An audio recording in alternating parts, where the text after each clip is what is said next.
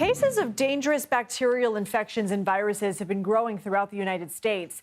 An E. coli outbreak linked to organic carrots from California-based Grimway Farms has infected at least 39 people across 18 states. 15 of those infected have been hospitalized and at least one person has died.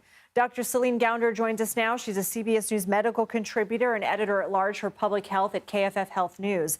Doctor, let's start with this E. coli outbreak. I mean, it really seems like every month we're talking about a new one. How concerning is this? It appears to be happening so frequently now. I think we do need to take this with a grain of salt. Our tests for foodborne illnesses have gotten better.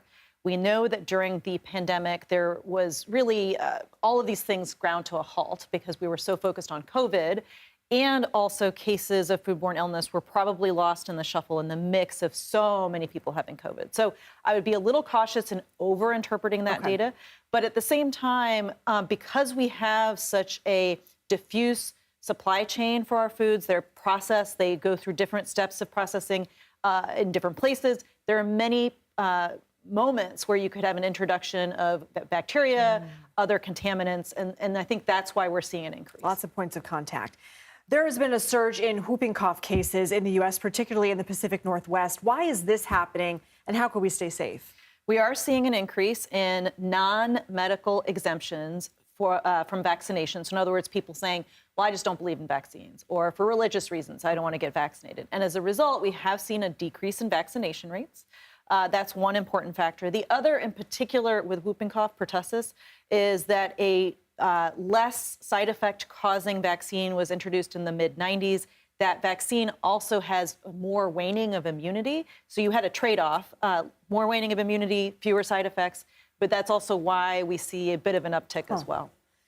We're ticking a lot of things right now, so I'm going to move on to the next. CBS News has been tracking bird flu cases in the United States. California has identified a child who has been infected with the virus. How concerning is this? Well, we don't know how the child was infected, so that in and of itself is concerning.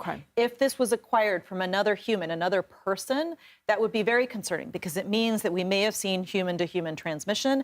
And that's what's potentially a signal, a red flag, that we could be moving towards what could be a pandemic virus. And I say could, may, because there are other factors we don't have time to get into now, but that's why that's of concern.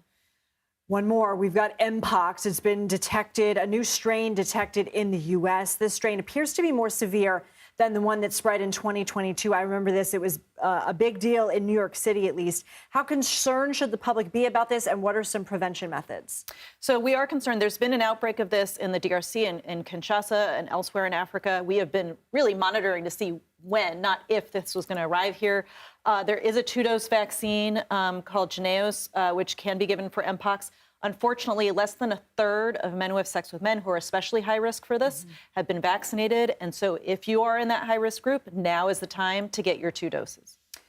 President-elect Donald Trump is selecting former TV personality Dr. Oz to lead the Centers for Medicare and Medicaid Services. What is your reaction to this planned nomination? Well, I think many of us who are in medicine and scientists, public health, are concerned because Dr. Oz does have a history of spreading mis and disinformation.